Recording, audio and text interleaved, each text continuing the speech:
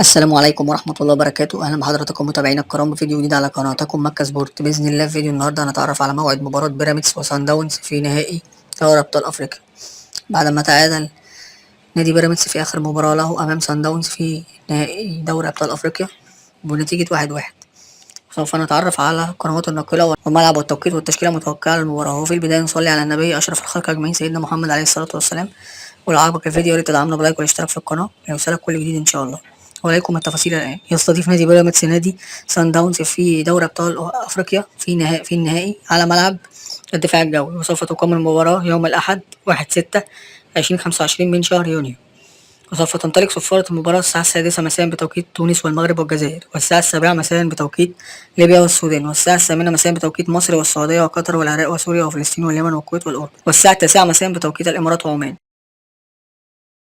وسوف تذاع المباراة على قناة بين سبورت 2. ودلوقتي التشكيلة المتوقعة للبيراميدز: حراس المرمى أحمد الشناوي، خط الدفاع محمد حمدي، أحمد سامي، محمود مرعي، محمد الشيبي، خط الوسط عبد الرحمن مجدي، بيليتا توريه، وليد الكارتي، خط الهجوم أحمد قطة، إبراهيم عادل، فيستون ميلي.